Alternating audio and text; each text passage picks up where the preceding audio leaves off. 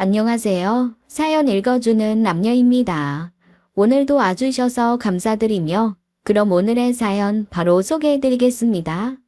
보통 경상도 남자들 몹시 무뚝뚝하다고 하잖아요. 대부분 사람들이 뭐 그렇게까지 무뚝뚝하겠냐.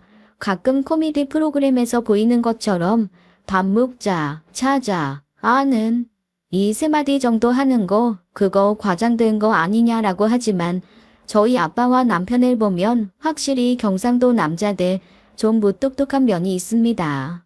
저는 자라면서 저희 아빠가 집에서 통틀어 5마디 이상 하신 걸 들어본 적이 없는 것 같아요.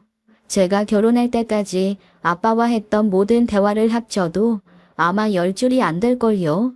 하긴 아빠가 너무 바빠서 집에 계신 것도 거의 못 보면서 크기는 했는데 아빠 성격상 집에 계셨어도 아마 하루 종일 입 한 번 안 여셨을 것 같긴 합니다. 아빠는 중소기업을 운영하고 계세요. 사업이 나름 크다고는 하지만 다른 중소기업이나 대기업 이런 수준은 아니고요. 적은 인원으로 운영하고 이윤을 많이 남기는 알짜배기 사업이라고나 할까요? 자동차 배에 들어가는 중요한 부품이 있는데 부품이 아주 정밀하게 디자인되어야 하고 안에 들어가는 금속 함량도 아주 까다롭게 맞춰야 되는 부품인가 봐요. 부품이 없으면 자동차나 배가 움직이기가 힘들고 그러다 보니 실패 없이 만들어서 납품하는 게 중요한 모양이더라고요. 아빠가 운영하는 회사는 부품을 아주 잘 예민한 부분까지 잘 맞춰서 만드는 그런 회사입니다. 당연히 적은 사람으로도 충분히 운영이 가능한 회사고요. 그래서 제가 자세하겐 모르지만 연매출이 수십억 원대에 달하고 아주 잘 나갈 때는 100억 원까지도 매출이 올라가는 걸로 알고 있어요. 하지만 이것도 다 제가 몰래 아빠 회사 이름으로 회사 정보를 알아볼 수 있는 사이트에서 본 사실이지 아빠는 한 번도 회사 일이 어떻다 저떻다 돈이 이만큼 벌린다 안 벌린다 말씀을 하신 적이 없습니다. 오죽하면 20년째 이제는 차가 굴러가는 게 신기하다 싶을 정도의 고물차를 여전히 스스로 몰고 다니시니까요. 아빠가 양복 입는 것도 한 번도 본 적이 없어요. 늘 기름이 묻은 잠바, 그것도 20년째 엄마가 매주 정성을 다해 빨기는 하지만 빨면 빨수록 어쩐지 더 낡아버릴 것만 같은 그런 잠바가 아빠의 몇 안 되는 옷 중에 하나입니다. 그런 아빠가 유일하게 그래도 즐기는 취미가 있는데요. 취미도 말 한마디 필요 없는 낚시입니다. 늘 회사 일이 바빠서 정신없이 집 회사만 왕복하시다가 한 달에 2번 아빠는 비가 오나 눈이 오나 둘째 주와 넷째 주는 꼭 1박 2일로 홀로 낚시를 가십니다. 제가 어렸을 때 한 번 아빠한테 이렇게 조른 적이 있어요. 아빠, 내 친구들은 아빠가 낚시 가고 그러면 따라간대. 낚싯대 옆에서 봐주기도 하고 아빠가 고기 잡으면 같이 먹기도 하고 밤에는 라면이랑 피자도 시켜준다는데 이번에는 나도 같이 가면 안 돼요? 그때마다 아빠는 다른 아빠들처럼 이래저래서 안 된다, 위험해서 안 된다 이런 대답도 없이 아무 말도 하지 않고 고개만 2번 척척 젓고는 낚싯짐을 꾸려서 휙 밖으로 나가버리시곤 했습니다. 아빠가 대답도 없이 그렇게 나가버리니 어린 저는 남겨진 채 혼자 우는 것밖에 할 게 없었죠. 그때마다 엄마가 저를 안고 위로하면서 그러셨습니다. 아이고 무심한 인간. 돌덩이도 예쁜 딸내미가 저렇게 얘기하면은 돌아보는 척이라도 하겠네. 어쩜 저렇게 나무 토막 같은지. 내가 저런 인간이 뭐가 좋다고 결혼을 했나 몰라. 그런 일이 몇 번 있은 다음부터 저는 아빠에게는 아예 어떤 것도 요구하지 않는 딸이 되었죠. 당연히 서먹서먹하고요. 조금 컸을 땐 엄마에게 한번 물어본 적이 있었습니다. 엄마는 왜 아빠랑 결혼했어요? 그랬더니 엄마가 이러시더라고요. 어이없긴 했지만 그게 정답이다 싶은 대답이었습니다. 눈 돌아서, 미쳐서, 내가 정신 나가서. 너 나중에 진짜 남자 잘 골라. 그래도 말은 10마디 이상 하는 사람이랑 꼭 그런 사람이랑 결혼해라. 응?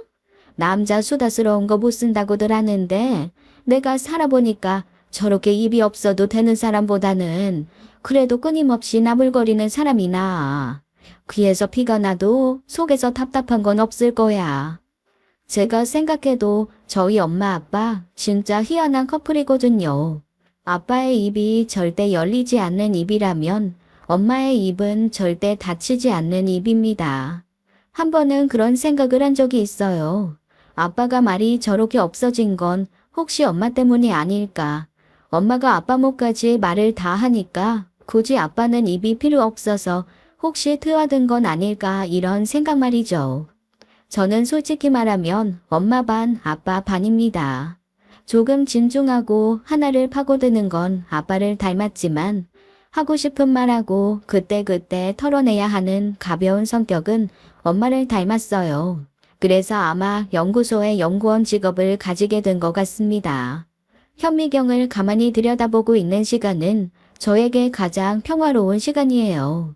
하지만 일단 현미경 밖에서는 전 투머치 토커가 됩니다. 제가 현미경 안에서 뭘 봤는지, 어떤 걸 봤는지, 그걸로 어떤 걸 할 수 있는지 주변 사람들한테 끝없이 말해야 하는 수다쟁이인 거죠. 그렇게 연구원 생활 4년 차에 저희 남편을 만났습니다. 남편은 저희 연구소에 특수 비이커를 납품하는 사람이었어요. 처음엔 젊은 사람이 저희 연구소가 이런 비커가 필요하다고 하면 저희보다 더 열심히 연구해서 샘플을 가져오고 그 다음에 또 이런 플라스크가 필요하다고 하면 그것도 또 열심히 연구해서 가져오고 하길래 젊은 영업사원이 정말 열심히 일하는구나. 회사에 저런 사람 있으면 사장님은 진짜 좋겠다라는 생각을 한 적이 있었거든요. 그래서 1년쯤 지난 뒤에 제가 아무 생각 없이 이렇게 물어봤습니다. 그런데 항상 혼자 되게 열심히 하시네요. 다른 직원분들은 한 번도 본 적이 없어서요. 사장님이 엄청 신뢰하시나 봐요. 그랬더니 아무 말도 없이 한 10분쯤 있다가 저희 미팅이 다 끝나고 집에 갈 준비를 하던 중에 갑자기 이러는 겁니다. 제가 이 사장입니다. 저는 이미 10분 전에 제가 수다 떨듯 했던 말은 까맣게 잊어버린 터라 아니 이 사람이 뜬금없이 왜 갑자기 자기가 사장이라고 하지? 혹시 나한테 관심이 있어서 고백하기 전에 어필하는 건가? 라는 착각을 잠깐 했습니다. 그러다가 그게 10분 전 제가 한 말에 대한 대답이라는 걸 알고 몹시 당황했죠. 저희 아빠의 미님이 판박이를 밖에서 만난 것 같은 당혹스러움이랄까요? 어머, 사장님이셨어요? 근데 왜 한 번도 말씀을 안 하셨어요? 저는 당연히 영업사원인 줄 알았어요. 1인 기업이라서요. 이 연구소에서 저희 비이코랑 플라스크 너무 잘 써주셔서 다른 데도 많이 납품 계약할 것 같습니다. 안 그래도 감사 인사드리려고요. 고맙습니다. 나중에 알았지만 제 남편이 그때 저에게 이렇게 길게 말한 건 남편으로서는 평생 거의 처음 있는 일이었던 거였어요. 남편도 그만큼 말이 없는 사람입니다. 그렇게 한번 그래도 말을 튼 저희는 문자로 간단하게 안부를 주고받다가 비이커와 플라스크에 대한 의견을 서로 나누면서 조금씩 정이 들었습니다. 그렇게 얼결에 연애를 시작했어요. 1년 정도 연애를 하면서 제가 가장 큰 갈등에 빠졌던 건 제 남편이 아버지와 너무 비슷하다는 거였습니다. 자존심도 엄청 세서 만약 나중에라도 아빠와 자존심 싸움을 벌이면 가운데서 제가 고래 싸움에 새우등 터지기 십상이겠더라고요. 그래서 먼저 엄마를 한번 보여드렸죠. 딱 2시간 만나고 들어온 엄마가 그러시더라고요. 야, 나 평생 네 아빠 하나만으로도 벅찼어. 혹시 내가 욕심이었던 거니? 아니, 내가 사위랑 찜질방 가서 수다 떨면서 드라마 보고 계란 까먹는 걸 원하니? 아니면 사위하고 팔짱 끼고 백화점 쇼핑 가는 걸 원하니? 그래도 명절이라고 왔으면 집에서 한두 마디 남자 목소리가 들릴 정도는 입을 열어주는 사람을 사위로 들여야 될 거 아니야. 1박 2일 동안 딱 한마디도 안 하고 입 꼭 다물고 밥만 먹고 쉴 텐데. 아니 사위놈도 저렇게 네 아버지랑 똑같은 놈 데리고 오면 그게 명절이니? 정막 강산 피곤이 절이지. 엄마의 한탄 저는 충분히 이해했습니다. 그런데 참 제 눈에 안경이라고 저도 어쩔 수가 없더라고요. 아버지와 똑같은 게 마음에 걸리면서도 말 없는 거 외엔 그 사람이 보여주는 모든 면이 저를 사랑에 빠지게 만들었습니다. 그는 말이 없는 대신 정말 진중하고 성실한 사람이었어요. 1인 기업이라고 해서 그래도 몇 명 직원이 있을 줄 알았는데 자기 하나, 그 다음에 실제 제품을 만들어주는 사람 하나, 그리고 잡일해주는 격리 겸 총무를 하는 사람 하나, 이렇게 3명이 운영하는 회사더라고요. 국가에서 보조금도 받고 아주 매출이 크지는 않지만 특이한 재질의 물건을 만드는 회사라 그런지 전망은 유망해 보였습니다. 남편도 조금씩 회사를 키울 생각에 힘을 내고 있는 상황이었고요. 그렇게 저희는 사업이 더 커지기 전에 결혼을 해서 조금 안정을 찾자라는데 서로 합의를 봤습니다. 엄마는 그 이후로도 한두 번 만나 밥을 먹었지만 문제는 아빠였어요. 일단 아빠한테 결혼할 남자가 있다는 걸 말하는 것부터 제게는 난관이었는데 둘 다 말이 없기로는 세계 1, 2위를 다툴 사람들이니 대체 어떤 자리를 어떻게 마련해야 할지 막막하기만 했습니다. 한 은하계에 2개의 태양이 뜰 수는 없는 법이잖아요. 저희 아빠가 침묵의 황제라면 제 남편감은 침묵의 대마왕 같은 느낌이었거든요. 그래서 제가 정말 3일 밤을 잠도 못 자고 고민을 하다가 한 가지 아이디어를 떠올렸습니다. 일단 둘이 밖에서 식사 자리를 한번 마련한 후에 둘째 주, 넷째 주 낚시 가는 아빠와 남편을 같이 낚시터로 보내겠다는 계획이었죠. 정말 다행히도 남편 역시 낚시를 즐기는 사람이었거든요. 처음 아빠에게 남자친구가 있다는 사실을 말하고 남자친구랑 밥 한번 먹자고 했더니 아빠 미간이 탁 찡그러지더라고요. 저희 아빠 말씀이 없는 대신 표정으로 의미하는 말이 몇 개 있거든요. 저랑 엄마는 그걸 아빠만의 얼굴 말이라고 표현을 합니다. 미간을 한번 찌푸리면 마음에 안 드는데 라는 뜻이고 2번 찌푸려서 주름이 3개가 만들어지면 너무 싫어라는 뜻입니다. 그 다음에 아예 눈을 지그시 감고 이마에 가로 세로 줄이 다 가게 얼굴을 찡그리면 다시는 말도 꺼내지 말라는 뜻이죠. 대신 입꼬리 안쪽이 실록 올라가면 괜찮다는 뜻이고요. 입꼬리 2개가 실록실록 움직이면 좋다는 얘기예요. 엄마는 거기에 덧붙여서 이렇게 말씀하시더라고요. 너희 아빠가 정말 드물게 치아가 딱 3개쯤 보이게 입 벌리고 웃을 때가 있어. 그때는 너무너무 기분이 좋은 거야. 그래서 제가 물어봤어요. 그렇게 치아를 보이신 걸 난 한 번도 본 적이 없는데? 대체 엄마는 그 얼굴을 언제 봤어? 엄마가 씩 웃으면서 그러시더라고요. 너 태어났을 때, 너 태어나고 처음 왔는데 딱 그렇게 치아 3개 보이게 웃더라. 나도 그때밖에 못 봤어. 와, 순간 울 뻔했어요. 평소 아빠가 과연 나를 딸로 생각하고 있기는 한가, 사랑을 하기는 하나, 내 이름을 알기는 할까 이런 의심을 하면서 지냈는데 엄마 말씀을 듣고 나니 수십 년간 서운했던 게 싹 사라질 정도로 기분이 좋더라고요. 어쨌건 아빠에게 처음 남자친구를 얘기했을 때는 별로 마음에 안 드는데 라는 표정이 얼굴에 확 나타났습니다. 그래서 제가 그랬죠. 일단 밥 한번 먹고 둘이 낚시나 가시라고 말입니다. 그랬더니 계속 아래만 쳐다보며 저와 눈도 마주치지 않던 아빠가 고개를 들고 저를 힐끔 보는 겁니다. 이거는 관심을 보인다는 표시거든요. 그래서 제가 얼른 기회를 틈타 이렇게 얘기했어요. 남자친구가 낚시 되게 좋아해. 얼마 전에는 돔도 잡았다고 하던데?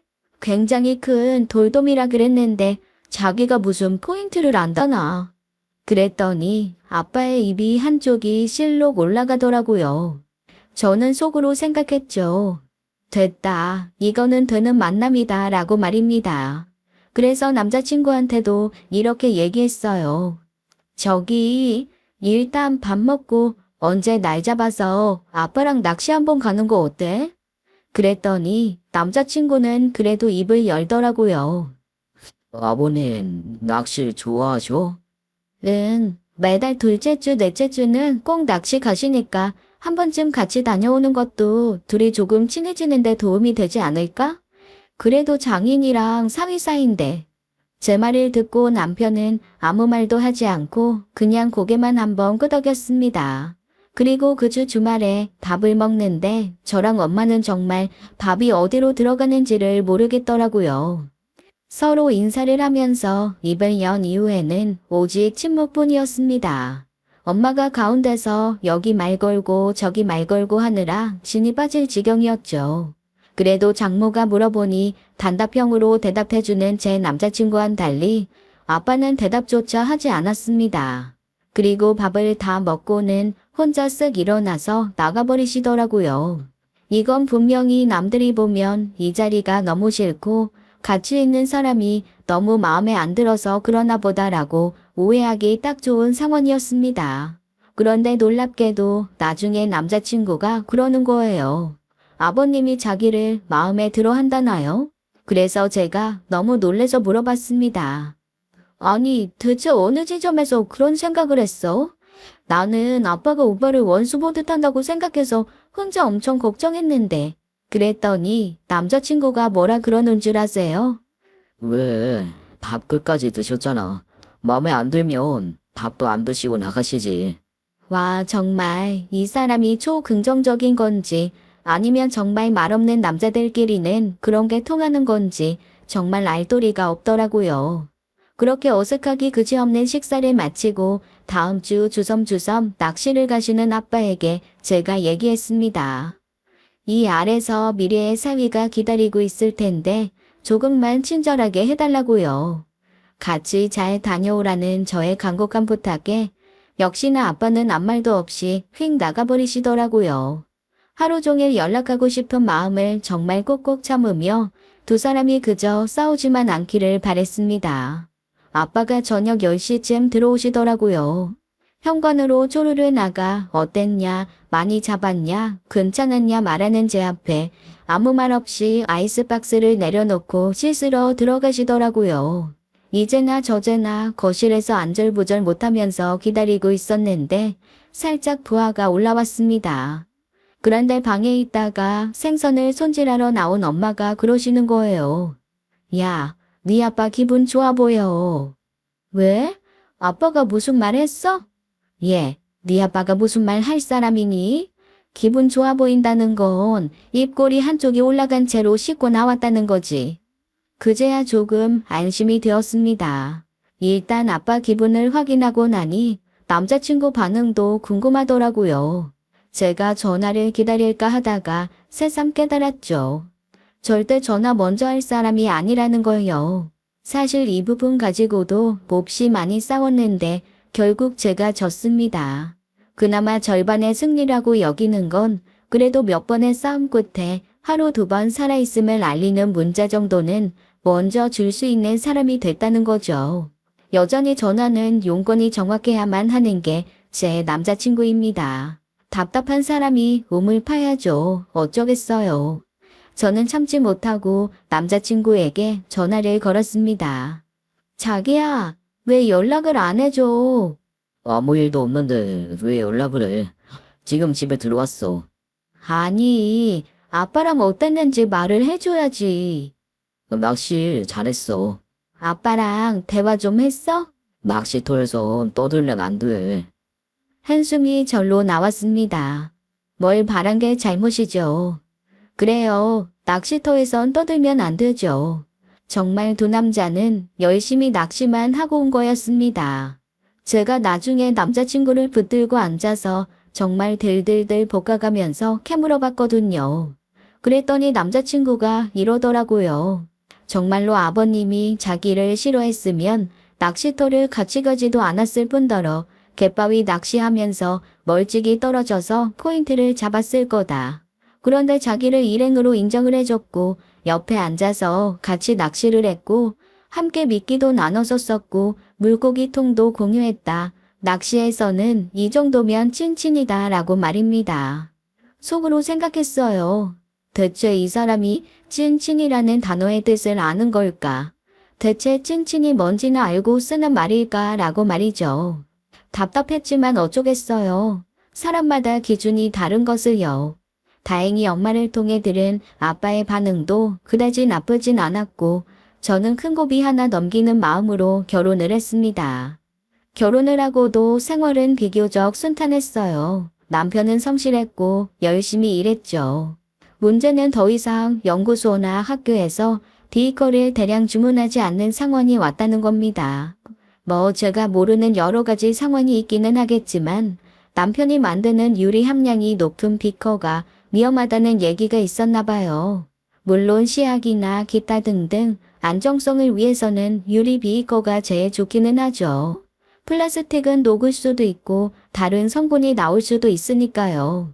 그런데 그거 외에 다른 대체재들이 많이 발명이 되면서 남편이 만드는 제품에 대한 수요가 좀 줄기도 했고 또 일부 수요처에서는 저처럼 퀄리티를 따지는 게 아니라 그냥 어차피 소모품 개념으로 몇 번 쓰다 버리지 뭐 라고 하면서 단가가 싼 것들을 찾기 시작한 겁니다. 사업이 더 잘 될 줄 알고 확장의 꿈을 키우던 남편이 탁 주저앉게 된 거죠. 첫 번째 고비는 여기서 왔습니다. 아예 연구개발에 시간을 좀 더 투자를 해서 고가더라도 남들이 넘보지 못하는 물건을 만들던가 아니면 차라리 저렴한 걸 가득 가져다가 박리담회로 판매하는 사람이 되던가 둘 중에 하나를 선택해야 할 때가 온 거죠. 남편은 많은 고민을 하는 듯 했습니다. 성격과 스타일을 생각하면 박리담회는 정말 남편 성격이 아니거든요. 한 군데 납품을 하더라도 자기 물건의 진가를 알아주고 사회에 좋은 영향력을 끼치는 그런 물건을 만들고 싶어하는 사람이기 때문에 박리담회는 아무래도 선택을 하지 않을 것 같더라고요. 그런데 연구개발에 좀 더 몰두하다 보니 자금이 턱없이 부족한 겁니다. 남편 자존심에 집은 건드리기 싫고 자기가 가지고 있는 것들을 담보로 대출을 받아 다음에 시부모님이 물려주시기로 한 유산을 미리 조금 받는 것으로 아마 R&D 비용을 하려고 했나 봐요. 그런데 저도 연구소 출신이라 알지만 연구 개발비가 그렇게 적게 드는 게 아니거든요. 물건을 생산하고 시제품으로 만들어야 되는 경우 한 번 생산할 때마다 몇 천만 원씩 드는 경우도 부지기수입니다. 제대로 쓸 수 없이 한 번 만들어보고 폐기하는 비용인데도 말이죠. 그래서 연구를 하려면 항상 자금이 두둑해야 하거든요. 남편에게 그런 자금이 있을 리가 없죠. 매시간 괴로워하는 걸 보니까 신혼인 저도 같이 덩달아 힘들어지더라고요. 그런데 어느 날 엄마가 그러시는 겁니다. 저랑 남편 잠깐 와서 아빠 좀 만나고 가라고요. 아빠가 부르시는 일은 없는 일이어서 혹시 크게 편찮으신가 싶어 남편과 불이 났게 아빠를 찾아갔습니다. 아빠가 아무 말도 없이 통장 하나를 내놓으시더라고요. 제가 얼른 받아들었죠. 아빠 이게 뭐예요? 하고 딱 열었는데 통장엔 5억이라는 돈이 들어있었습니다. 아빠가 말없이 턱으로 통장을 휙 가리키면서 가져가라는 표시를 하시더라고요. 답답했습니다.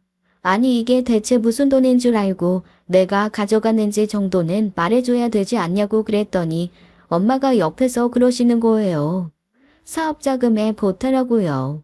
그랬더니 남편 얼굴이 갑자기 빨갛게 달아오르면서 코끝이 눈에 띄게 빨개지더라고요. 그러더니 남편이 통장을 다시 아빠 앞으로 밀어놓았습니다. 아버님, 너무너무 감사한데 이렇게 폐를 끼칠 순 없습니다. 제가 한번 알아서 잘해볼게요. 저는 순간 너무 답답했어요. 아무리 제 아빠 돈이기도 하고 제가 아빠 돈을 함부로 쓸 건 아니지만 아니 힘들어하니까 부모가 사업자금 좀 빌려주겠다는데 그거 덥석 받는 게 그렇게 이상한가요? 꼭 여기서까지 이렇게 자존심을 세워야 되나라는 생각에 짜증까지 나더라고요. 그때 처음으로 아빠가 입을 열었습니다.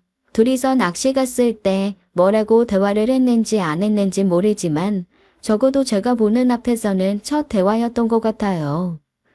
이자 3%. 참 저희 아빠도 대단하시죠? 네, 그게 끝이었습니다.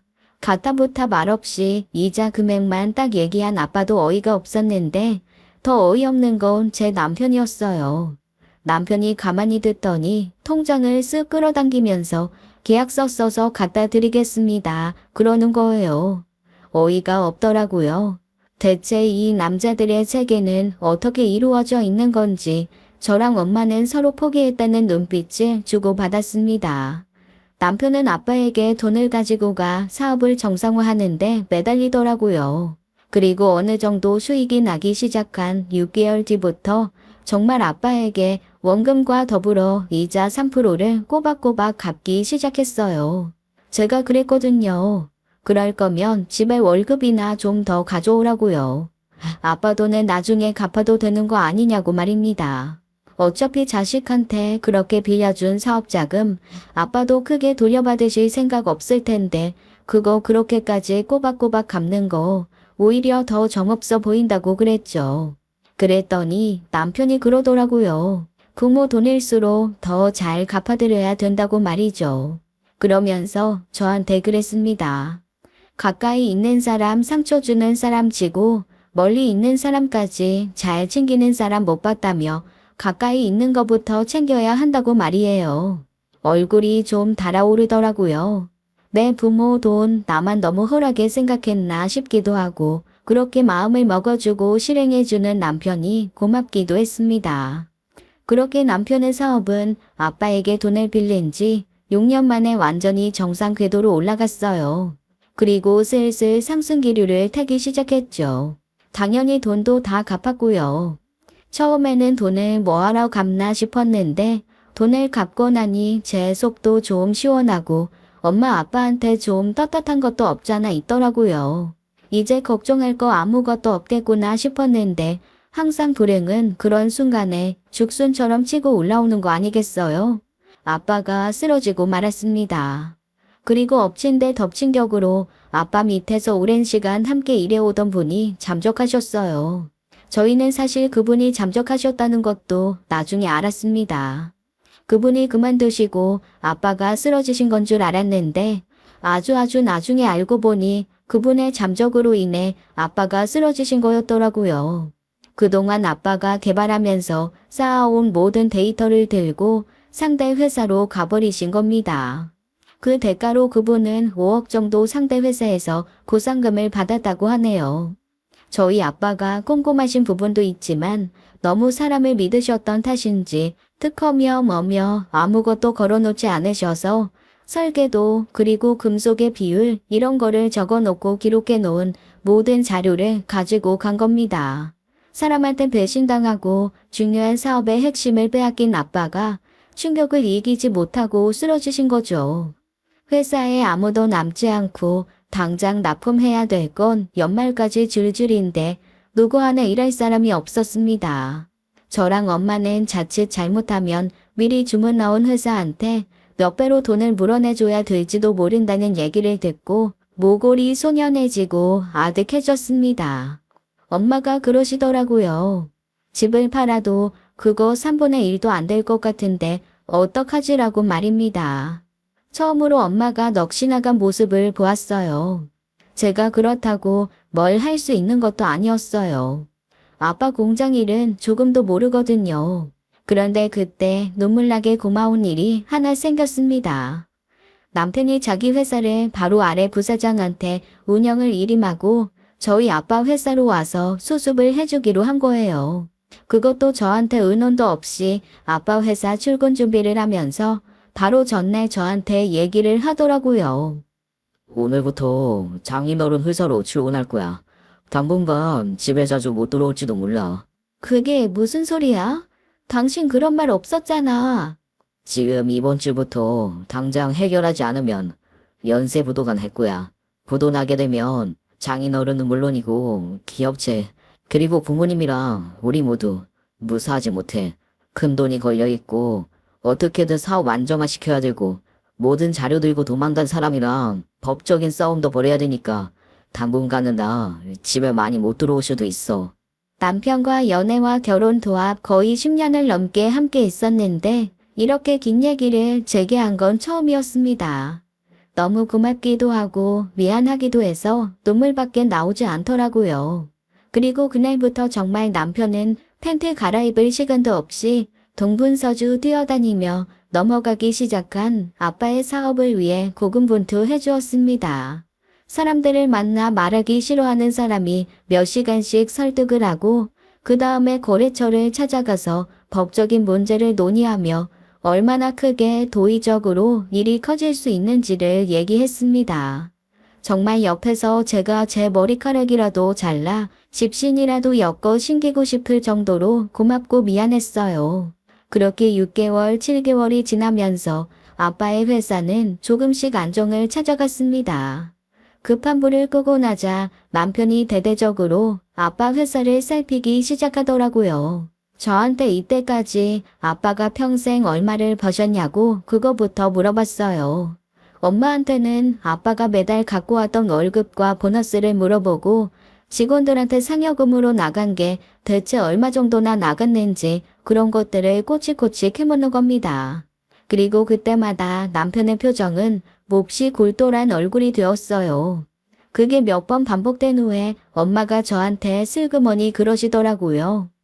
혹시 네 아빠 사업을 자기가 이어서 하고 싶은 건가?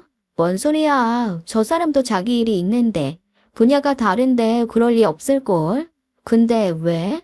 아니 그래도 네 아빠가 저렇게 누워있는데 꼭 다시는 못 일어날 사람인 것 마냥 너무 깊게 관여하는 것 같아서 10년 전 운영서부터 이 사업이 어디까지 얘기가 됐는지 혹시 들은 거 있냐고 이런 거 물어보니까 그냥 안정화만 시키고 유지만 하려는 건 아닌 것 같아서 그러지. 엄마의 얘기를 듣고 처음에는 좀 신경질이 나더라고요. 밤잠도 못 자고 입술 부르터가면서 아빠 사업 살리겠다고 뛰는 사람한테 배은망덕한 소리라고 생각했거든요. 아유, 엄마는 무슨 그런 소리를 해? 사람 얼굴이 탕탕 부어서 다니는 거 안 보여? 아빠 사업을 저 사람이 먹으려면 진작에 먹었지. 자기 사업 있는데 아빠 저렇게 계시니까 어쩔 수 없이 하는 거 아니야. 아니, 회사 일단 살았다며. 그러면 위기는 넘긴 건데 어쩔 수 없이 하는 것 치고는 너무 사활을 거니까 그렇지. 사활이라는 단어를 들으니까 그제야 저도 살짝 갸우뚱하기는 하더라고요. 남편이 워낙 성실한 성격이긴 했지만 이렇게까지 열심히 한다고? 라는 마음이 들 때가 한두 번이 아니긴 했거든요. 게다가 회사를 몇 년 전에 그만뒀던 사람들까지 다 찾아가서 이런저런 걸 물어보고 오고 현재 회사에 있는 사람들 중에 나가고 싶어하는 사람들은 정리하고 새로운 사람들을 들이는 등 결국 아빠와 함께 일했던 직원 중에 남아있는 사람은 2명밖에 되지 않게 되었습니다. 그러다 보니 저도 점점 이 사람이 아빠 편이 아니라 자기 편인 사람들을 회사로 끌어오려고 하는 건가라는 의심이 들기 시작했어요. 불안해지기 시작했습니다. 아빠 성격에 회사가 다른 사람 손에 넘어가는 건 죽기 전엔 안 된다고 하실 텐데 자기가 누워있는 동안 사위가 자기 사업을 꿀꺽하기 위해 밑작업을 하고 있다는 걸 알면 아빠가 가만히 계실 것 같지가 않았거든요. 가만히 계시지 않은 건 둘째치고 일어나셨다가도 다시 뒷목 잡고 쓰러지실까봐 그게 너무 걱정이 됐습니다. 그래서 힘없이 누워있는 아빠한테 찾아갈 때마다 자초지종은 말도 못하고 아빠한테 계속 아빠가 얼른 일어나야 사업을 다시 정상화하지. 아빠 없어서 힘들어. 아빠 없어서 힘들어. 라는 얘기만 했습니다. 그 얘기를 듣고 한두 번은 아빠가 말도 못하고 눈도 못 뜬 채 눈가에 스르륵 눈물을 흘리시더라고요. 얼마나 마음이 아프던지요. 이렇게까지 사업을 좋아하는 사람이 사위한테 사업체를 뺏긴다면 정말 초상날 일이 될 것만 같았습니다. 한번 사람 마음에 그렇게 의심이 들기 시작하니까 그 다음부터는 모든 게 다 의심스러워 보이더라고요. 남편이 아무리 잘해도 저거 우리 아빠 사업체 먹으려고 저러지 라는 생각이 들고 남편이 아버지에 대해서 뭔가를 물어봐도 저거 우리 아빠 몰래 사업체 꿀꺽하려 그러지 라는 생각이 드는 거죠. 제 마음이 점점 지옥으로 변해갔어요. 그러던 어느 날 남편이 그러더라고요. 간만에 장인어른을 좀 뵈러 가야겠다고 말입니다. 아빠가 쓰러진 지 8개월 만의 일이었어요. 제가 그랬죠. 바쁘다고 계속 못 가더니 어째 짬이 났냐고요. 그랬더니 남편이 그러더라고요. 장인어른한테 꼭 드릴 말씀이 있어서 직접 가서 말씀드려야지. 뭔가 불안했어요. 혹시 누워있는 아빠 귀에다 대고 누워 계시는 동안 사업체는 제가 잘 관리했습니다. 이제 제가 가져갑니다. 이딴 얘기하려는 거 아닐까라는 생각이 든 거죠. 하지만 저도 마음 한켠에는 남편을 믿고 싶다는 생각이 가득했거든요. 애써 그런 사람 아니라고 저의 불안함을 잠재웠습니다. 그래서 주말에 아빠를 만나러 가기로 약속을 하고 혼자 이런 생각 저런 생각 이런 상상 저런 상상을 하면서 지내던 중이었습니다. 제가 방에서 낮잠을 자고 있는데 밖에 나가서 돌아다녀야 될 남편이 집에를 들어온 거예요. 그런데 왜 그럴 때 있잖아요. 침대가 늪처럼 나를 쭉 빨아들여서 정신은 똘똘하게 깨있는데 도저히 몸은 일어나지 못하는 상황이에요. 물먹은 솜 닿다고나 할까요? 방에 들어와서 제가 자고 있는 걸 본 남편이 무심하게 통화를 하면서 옷을 갈아입더라고요. 아마 급하게 일 수습하다가 옷을 갈아입어야 될 일이 생긴 모양이었습니다. 그전에도 종종 그런 적이 있었거든요. 공장에서 일하다가 중요한 미팅을 가려면 집에 와서 양복을 갈아입고 나가고 이런 적이 있었기 때문에 이번에도 또 그런 건가 보다 했죠. 그러면서 저는 어차피 자고 있는 것처럼 보였던 거 그냥 아는 척 말고 자야겠다라는 생각을 하고 계속 눈을 감고 있었습니다. 그런데 남편의 말이 좀 이상한 거예요. 일단 37억은 해놨고 회사가 그 정도 가치는 가지는 거니까 어쨌건 사시는 분도 그 정도 자금은 있다고 하셨으니 뭐 회사 매각하는 데는 큰 지장은 없을 것 같습니다. 제 귀를 의심했습니다. 그리고 속으로 생각했죠. 이 인간 진짜로 우리 아빠 회사를 팔아먹을 생각이었나 보네라고 말입니다. 아니 회사 하나를 파는데 고작 37억이라뇨. 우리 아빠 회사가 아무리 구멍가게라곤 하지만 그래도 한때는 최대 매출 100억이 넘던 회사인데 고작 37억에 팔아넘긴다는 말이잖아요. 이 인간 정말 머리 검은 짐승이었잖아 라는 생각이 들면서 눈물이 나더라고요. 자기 사업 어려울 때 아빠가 그렇게 도와준 건 생각도 안 하고 아빠가 저렇게 누워 계신데 회사 매각을 할 생각을 하는 거야? 라는 불딱지가 나면서 머리카락이 삐쭉 서올랐습니다. 하지만 그 와중에도 저는 아주 가느다란 희망을 가지고 있더라고요. 남편이 주어를 얘기하지 않았으니 그게 아빠 회사가 아니라 자기 회사일 수도 있겠다는 생각을 한 거죠. 그렇게 남편은 후다닥 옷을 갈아입고 나갔고 저는 그때부터 한숨도 자지 못했습니다. 퀭한 얼굴로 남편이 밤에 들어오기만을 기다렸죠. 그리고 아무렇지도 않게 식사를 차려주면서 물어봤어요. 당신 요즘 양쪽 회사 하느라 너무 힘들지? 그러게 정신이 없네. 그러지 말고 그러면 사업을 하나 정리하는 게 어때? 그랬더니 남편이 눈을 희번덕거리면서 저한테 되묻더라고요. 약간 화가 난 듯한 모습이기도 했습니다. 무슨 사업을 정리해. 지금 정리할 사업이 어딨어. 어떻게든 두 개 다 살려보려고 애쓰는 사람한테 정리하라는 소리나 하고. 됐어. 굽이나 더 줘.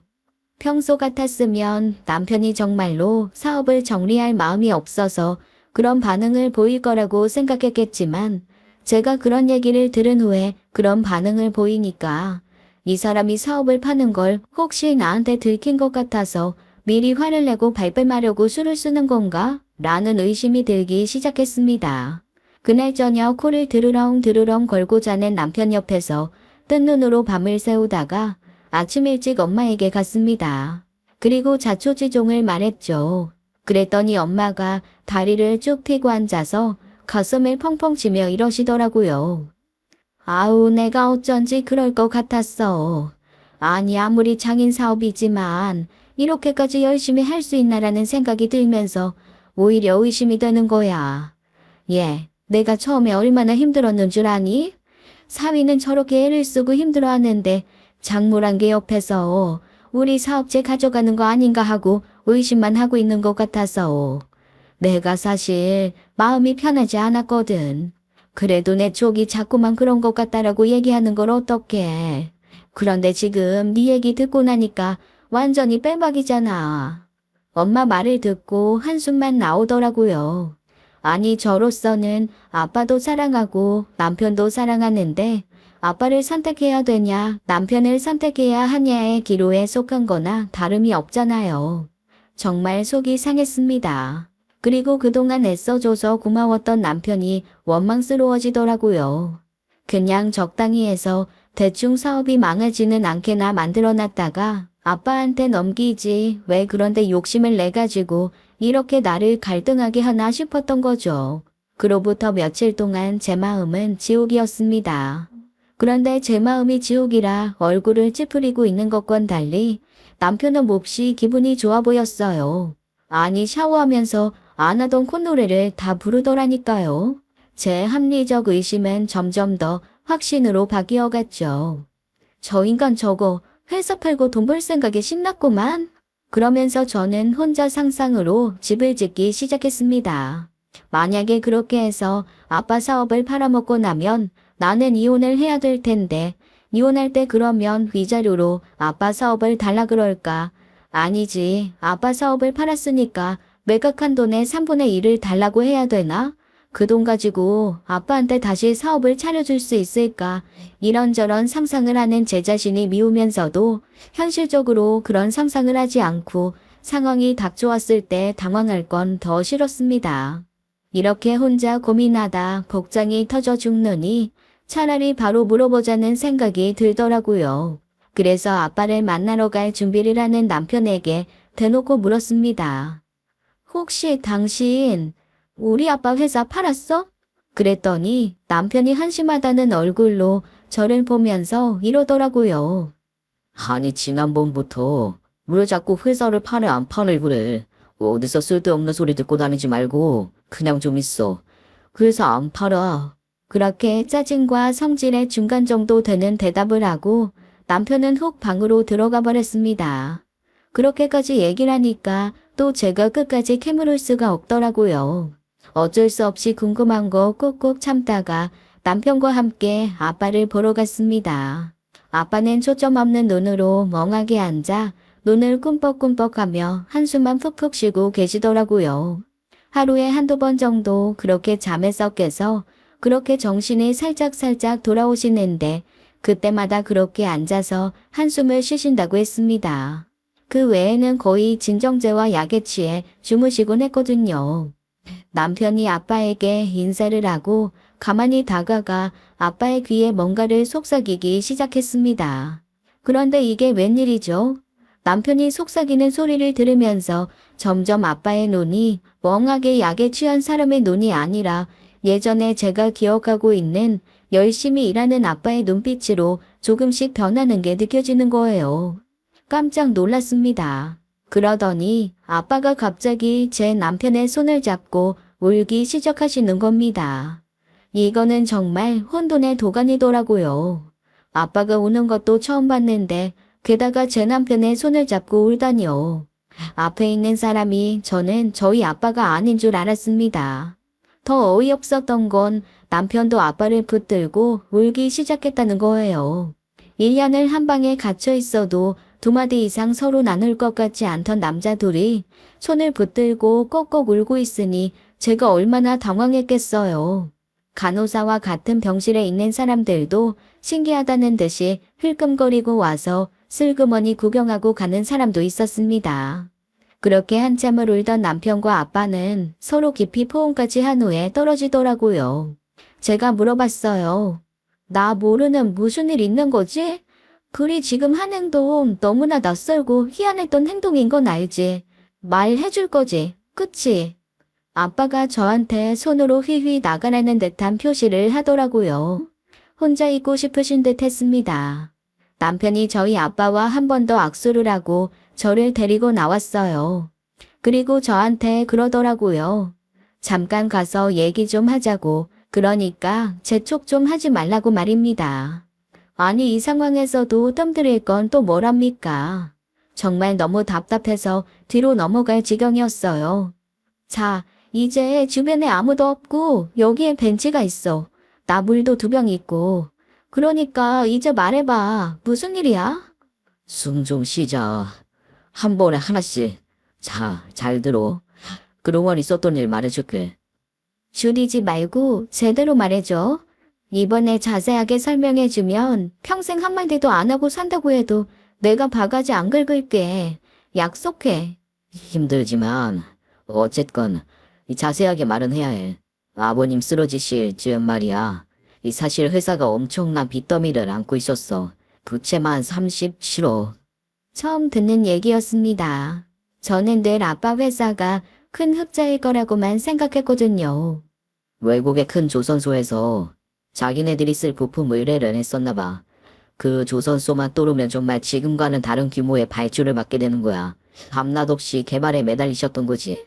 선 제작한 것까지 해외로 보내줬고 그 과정에서 이미 10억이 넘게 비용이 소모되었는데 전체 발주 금액이 뭐 200억이 넘으니까 그 정도는 감당하실 수 있다고 생각하신 거야. 그런데 그 회사가 부도를 맞게 된 거야. 개발비랑 생산비 모두를 날리게 된 시점에서 엎친 데 덮친 격으로 아버님의 모든 노하우가 담겨져 있던 파일이랑 그나마 회사에 남아있던 돈을 들고 직원이 달아나 버린 거야. 그리고 회사 노하우를 상대 회사에 팔아버리고 잠적한 거지? 자기는 잡히면 도둑질에 기업 비밀 유출까지 걸려서 감옥에 가게 될 테니까 양쪽에서 돈만 받고 정말 이 신기루처럼 사라졌어. 그렇게 엎친 데 덮친 큰 악재 2개 때문에 내 아버님 쓰러지셨던 거야. 내가 회사를 맡아서는 그걸 안정시키기 위해 여기저기 뛰었던 거고. 처음 듣는 얘기였습니다. 저는 그냥 아빠가 물건을 많이 발주받아 놓고 쓰러지셔서 그 발주한 것만 처리하면 회사가 다시 제대로 돌아갈 줄 알았거든요. 그런데 알고 보니 새로운 신제품을 개발하느라 진 빚도 많고 엎친 데 덮친 격으로 직원까지 도망을 가버린 데다가 미래에 개발해야 될 데이터인 중요한 자료들까지 다 빼돌려진 상황이었던 거죠. 이게 문제가 복잡하더라고. 일단 업체가 해외 업체라 분쟁을 조절해줄 곳을 찾아 일부라도 변상받을 수 있는 방법도 찾고 거래처에게는 최대한 양해를 구하는 것도 해야 했고 무엇보다 기술 유출에 대한 소송이 제일 힘들었어. 그랬던 거였습니다. 남편은 그때부터 기존 거래처들을 찾아가서 이러저러한 상황이니 혹시 남아있는 설계도면 주고받았던 설계도면이 있으면 공유해달라고 해서 남아있던 것을 모으는 한편 상대 회사에는 소송을 걸었다고 했습니다. 몰래 가지고 나간 기업 비밀 그거 함부로 쓰게 되면 이때까지 우리한테 물건을 받았던 회사한테 다 얘기해서 그쪽 물건 못 사게 보이콧 시킬 거라는 일종의 협박도 했다고 하네요. 그리고 거래처들마다 찾아다니면서 사정을 얘기하고 혹시 다른 곳에서 더 싸고 저렴하게 해준다고 하면 그냥 하시되 조금만 아빠의 회사를 믿고 기다려 달라는 인사까지 다 했다고 합니다. 제 남편 캐릭터로서는 진짜 할 만큼 한 거예요. 그렇게 뛰어다니면서 부품도 다시 생산하고 연구 자료도 하나둘씩 모으고 그렇게 아빠 회사를 정상화시킨 겁니다. 그리고 제가 들었던 37억은 정상화된 회사에서 처음 일궈낸 매출이었던 거죠. 매출을 가지고 그동안 졌던 모든 부채를 상환할 수 있었다고 합니다. 저는 남편에게 오해해서 미안하다며 펑펑 눈물을 흘렸어요. 남편이 그렇게까지 아빠 회사를 살리기 위해 고군분투할 줄은 몰랐거든요. 아니, 말을 하지. 대체 달려있는 입 가지고 왜 말을 안 해서 사람을 답답하게 만드는 건데? 미리 말해줬으면 내가 쓸데없이 오해하고 그러는 일도 없었을 거 아니야. 미안해. 그런데 매일매일이 너무 전쟁 같았어. 하루에도 12번씩 상황이 바뀌고 그나마 내 회사는 부사장이 버티고 있어줘서 크게 신경 안 쓰고로 굴러갔지만 그래도 아예 모른 척을 할 수는 없으니까 정말 초인적인 힘으로 살았다. 딱 하나 내가 아버님께 약속한 게 있거든. 아빠한테 약속을 했다고? 나 결혼 전에 아버님이랑 낚시 한번 간 적 있잖아. 그때 아버님이 계속 아무런 말씀도 안 하시다가 그러시더라고. 순리대로라면 당신보다 내가 더 오래 사는 게 맞는 거 아니겠냐.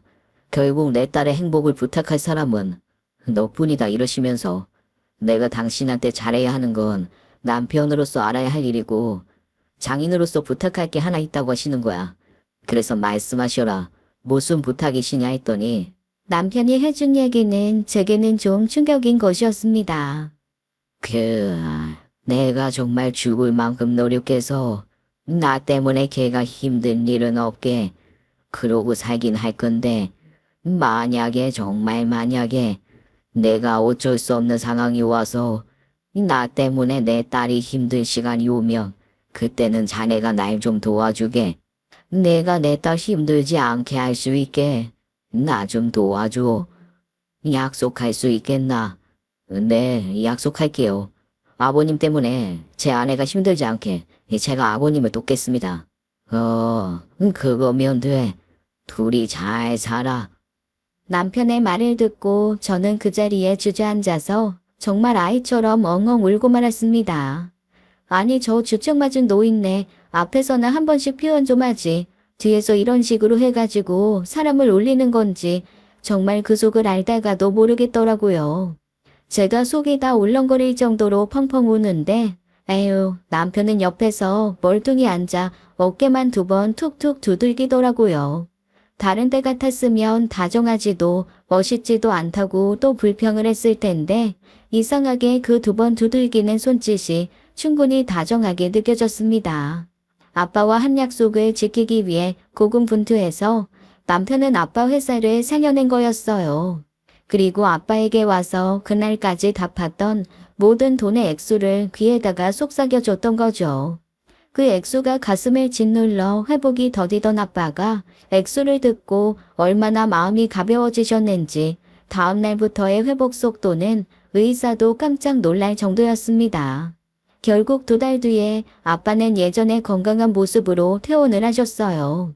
엄마는 제게서 모든 얘기를 듣고 나서 사는 동안 다시는 사위를 의심하지 않겠다고 혼자 100번쯤 말씀하시더니 남편이 부담스러워 할 정도로 남편에 대한 애정 표현을 멈추지 않으십니다. 남편이 독수리 고기가 먹고 싶다고 하면 몽골에 직접 가서 한 마리 잡아오실 마음이 충분히 있으실 정도로 사위 사랑으로 가득 차셨거든요. 남편이 동분서주 애써준 덕에 그 돈은 당연히 막았고 매출도 점점 오르기 시작했습니다. 법적인 부분도 해결이 돼서 그 내부 자료 빼돌렸던 직원은 조만간 법의 심판을 받을 것 같아요. 선처를 호소하고 있지만 남편도 저도 그렇게 해줄 마음은 없어요. 아빠 마음이 어떠실지는 모르겠지만 일단 저희는 선처 없음으로 마음이 흘렀습니다. 그 사람이 잡히면서 상대 회사로 유출됐던 자료도 다시 돌려받을 수 있게 되었어요.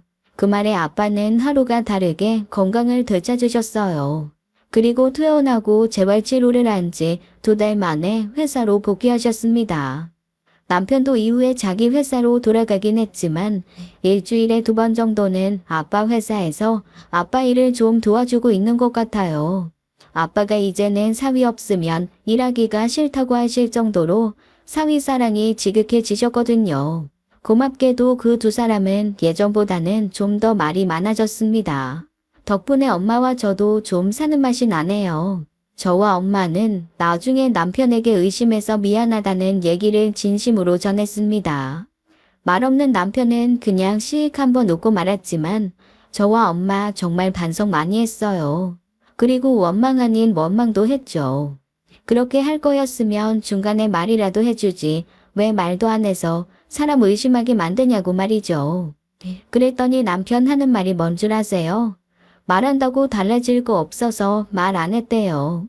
제가 이런 남자랑 삽니다. 웃긴 건 그 얘기를 듣고 있던 아빠가 남편 편을 들면서 이러시는 거예요. 어차피 말해봐야 속상한 사람만 늘어날 거, 말 안 한 거는 당연한 거고 잘했다고 말이죠. 엄마가 똑같은 놈이라고 중얼중얼 하시면서 고개를 젓는데 그게 얼마나 어이없으면서도 웃기던지요. 지금도 말 없는 것 때문에 가끔 제가 복장이 좀 터지기는 하지만 그래도 기본적으로는 남편에게 정말로 많이 고맙습니다. 앞으로 말 없다고 구박하지 않고 제가 오히려 말 잘 들으면서 살아보려고요. 저희 다음 달에는 넷이서 낚시를 가기로 했습니다.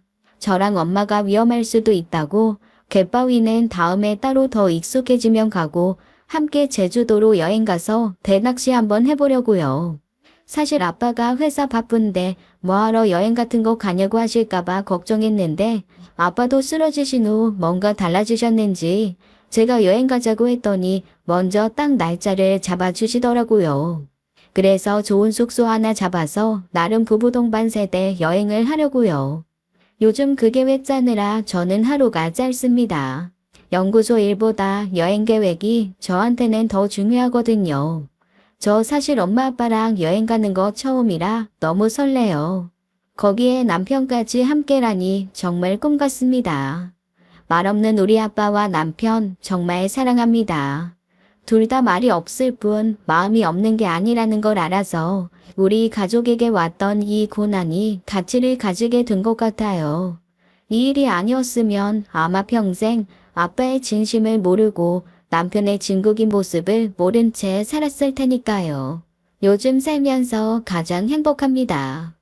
지금까지 사연 읽어주는 남녀였습니다. 끝까지 함께 해주신 여러분 감사드리며 저희는 다음 사연으로 돌아올게요. 감사합니다.